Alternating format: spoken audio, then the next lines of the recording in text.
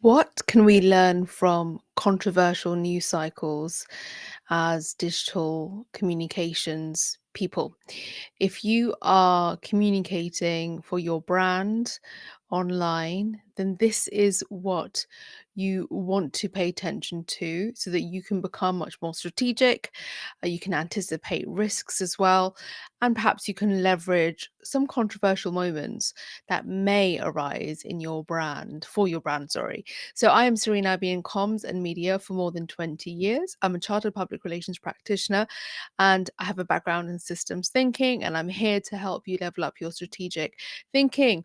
So I have launched a new series where I use a lot of my media and political commentary analysis from my other channel over here as case studies so we can learn about how we can level up our digital brand communications. So we're going to take one particular example which you may or may not be aware of. So currently in the UK political party system we have some new competitors, some new parties, but we have an existing party called the Green Party, and the party leader is called Zack Polanski. He's a new party leader and he's suddenly become very popular.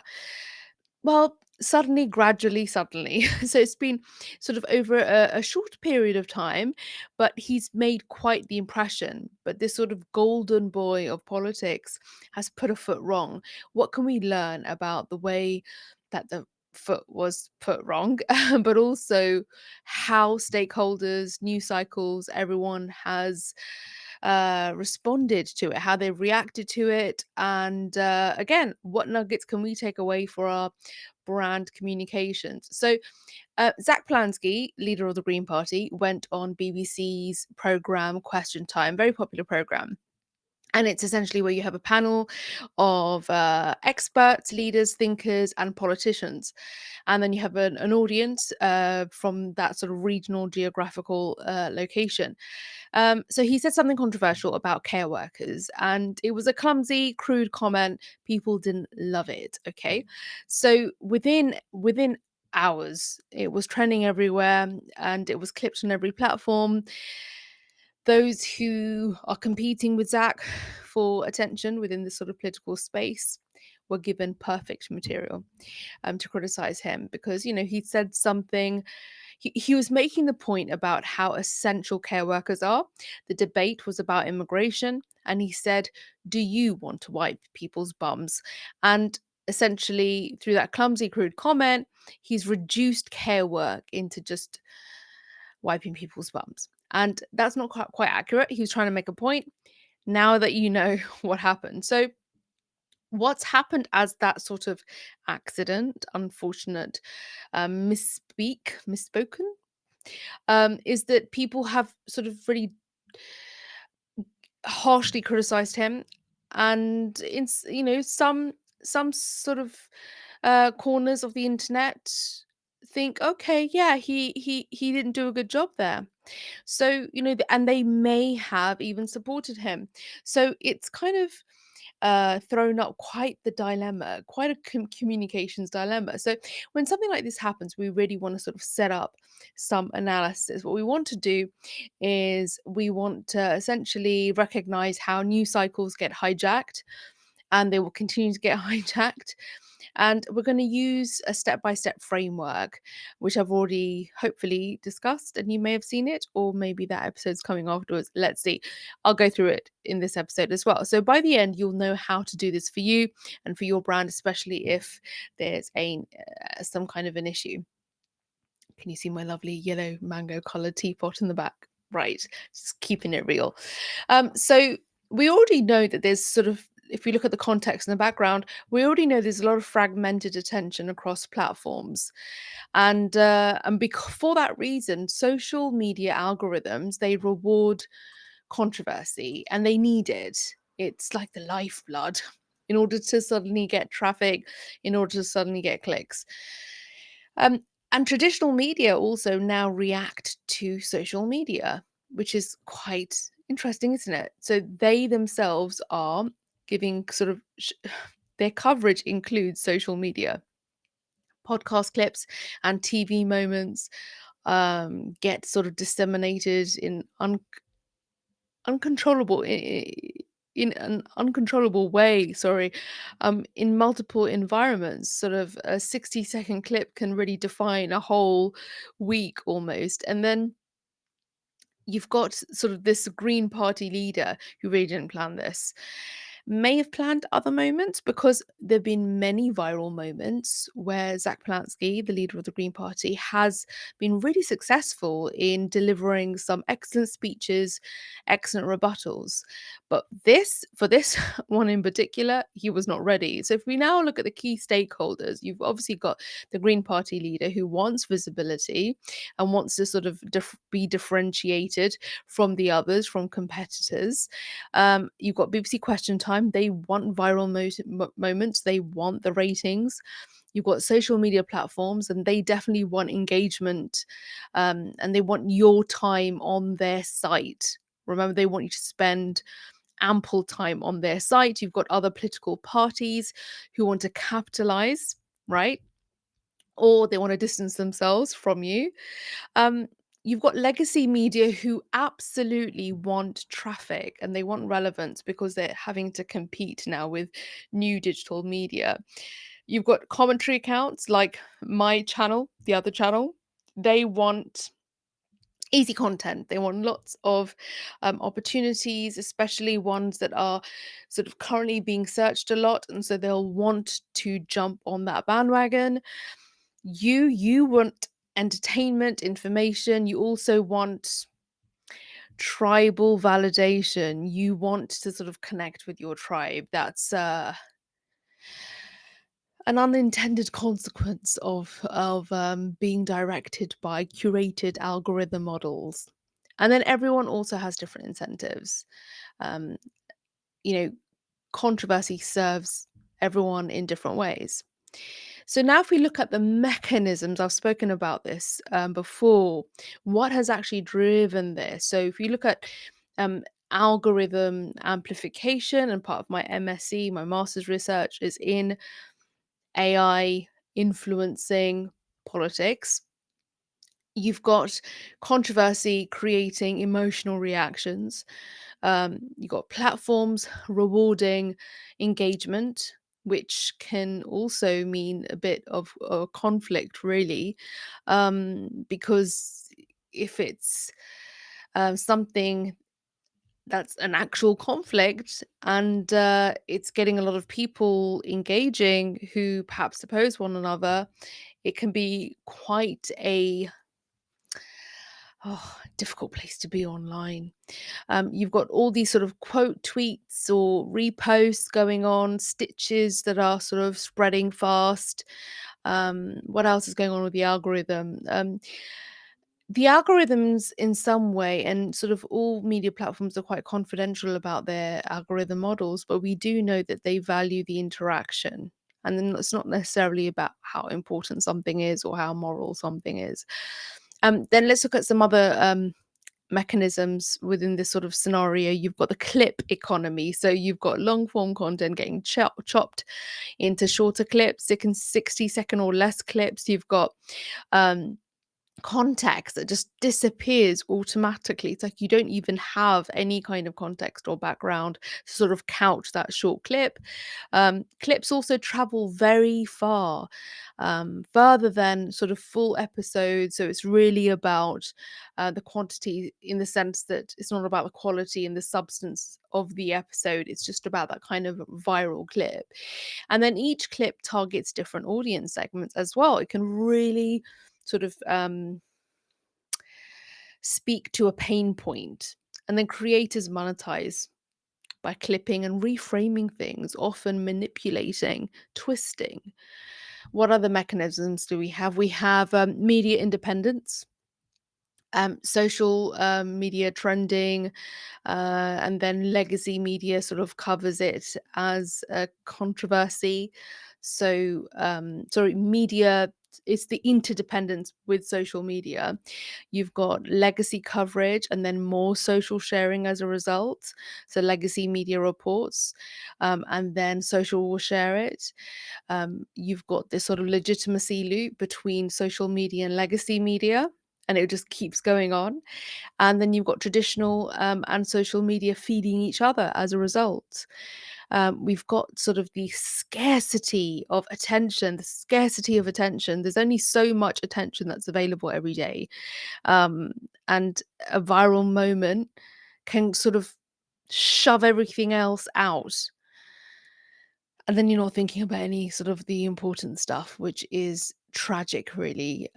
You've got like almost like a an artificial, synthetic importance is given, and it's achieved purely through volume, which again is quite sad. And then other news gets completely deprioritized. Let's look at another mechanism within this space. You've got tribalism and sort of the signaling that happens between tribes. People start sharing for their identity confirmation. It's not really about information. And it's more of like, look what they're saying, share this.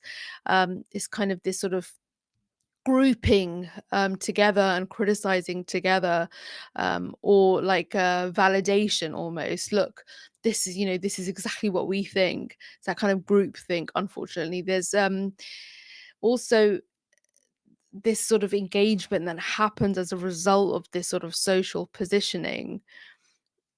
So many things going on. There are so many things going on. What about the pattern? If we were to look at the pattern here, um, emotional content will displace informational content, which is again an unfortunate intended or unintended consequence. Um, and then we've seen this before. All of us have seen this before, where a controversial viral moment will just drown out other news. And then the principle really is in sort of these in the attention economy, emotional activation basically trumps it trumps actual value of information. And then we're being manipulated, but then you're going to engage anyway. That's what happens. We engage anyway. So, what does this mean for your brand communications? Unfortunately, then we're not competing for the best information. We're not competing for value. We are competing for the attention of an audience or audiences in a very emotionally driven ecosystem. Your thoughtful analysis will just be lost to hot takes unless you understand what the mechanisms are. Um, the clip economy, it's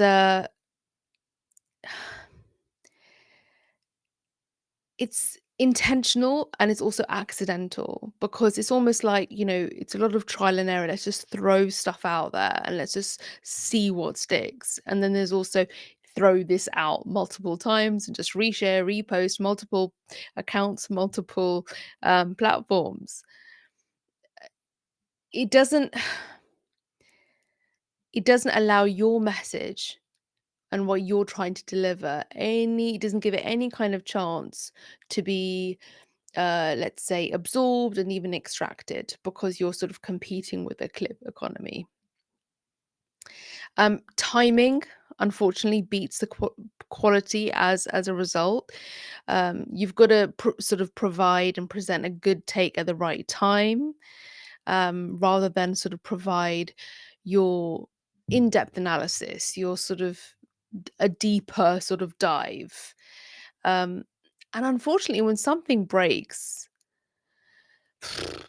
in terms of news, you have to just be pretty speedy with it. Otherwise, the cycle will move on and you will need to move with it. And then you're having to sort of pivot, pivot, pivot.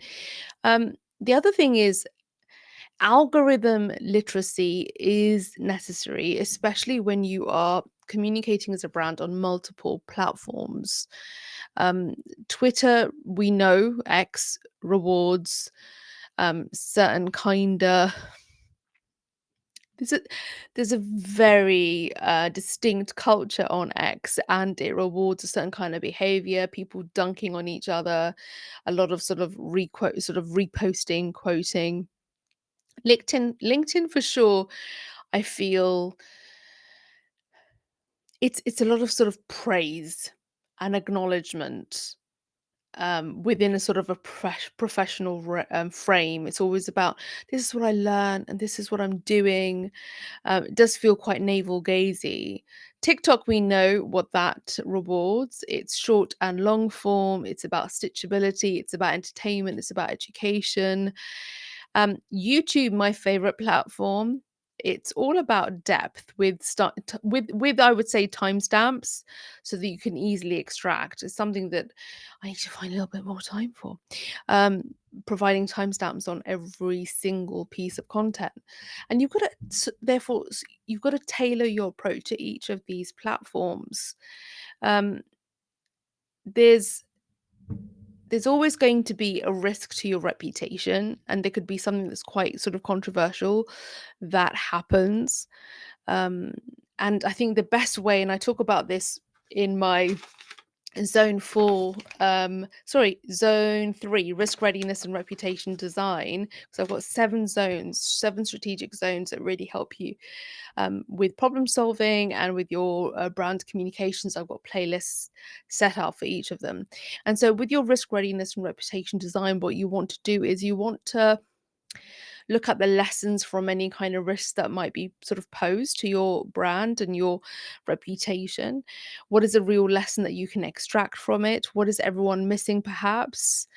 And can you ride the attention without any kind of backlash? You've got to be able to sort of spot those opportunities that go into more depth within that sort of playlist of zone 3, risk readiness and reputational design. I would end with this. With your personal brand, you've got to have a rapid response system for your risks, but also for any sort of trending topics that apply to you. And that takes a little bit of prep and a little bit anticipation. So it really helps to have some kind of lines written in advance. So, should somebody question you on that risk or that issue, you've got a few lines ready. If you're also quite active within your sort of space or what's going on in the zeitgeist and things that are impacting your industry and your specialism and your brand, then when you're having this kind of reflection and you're sort of synthesizing what's going on and how it applies to you, it just helps to jot a few things down on a memo, on a notepad, so you're ready. If the time comes, you can speak on it and you can deliver, I would say, punchy responses, or even leader think pieces from a place of authority and preparation. I would say never react. You should always be in a space of reflexivity, which is also my zone 7, being reflective and being prepared to be able to insert your angle and add your angle, which is very much in line with your North Star, which is zone 6 of my 7 strategic zones, your North Star and your value compass as a brand. So watch out for any viral moments in your space. How fast can you respond? How fast are you able to respond if you're going to insert yourself into something that is controversial? You want to make sure you don't get burnt. And how are you adding value? Now, you do want to be seen as somebody who's adding value to it, or are you just going to be piling on? And we don't really want to be in the pile on. It's not great for your integrity as a brand. And what angle would you take, and what angle are other people missing? If you were the person like Adam Polanski who is essentially having to face this fury over what he said, how would you respond? It really helps us to go through this sort of, I would say, analysis, which I'm a real fan of. Look at the context, look at the mechanisms, look at the stakeholders, and think, well, what could I do, or what would I do in this situation if I was representing Adam Plansky or somebody like this who finds himself in a bit of a controversial, sticky moment? And how can you add value and how can you leverage it? Because there's always an opportunity. I know it sounds a little bit spinny, but there is always an opportunity. You can choose how you play the game. It is the news cycle is a game. The whole communication cycle is a game. So you've got to hopefully run through this framework of analysis. Hopefully, I've broken it all down for you in timestamps. Please remember, Serena, to do timestamps. And I will continue to provide you with these videos every Monday with bonus videos as well, especially during the seasonal period where a lot of us are at home and we're perhaps consuming more educational content and wanting to really level up our skills. And that's what I'm here for. I really appreciate your time and attention. The best things that you have and that you've given me. So thank you so much for your energy and your focus. And I will see you in the next video. If you haven't already subscribed, please do. It really helps my channel. And you can click on the links in the description for all my other areas of content distribution. Have a good one. I'll see you in the next one.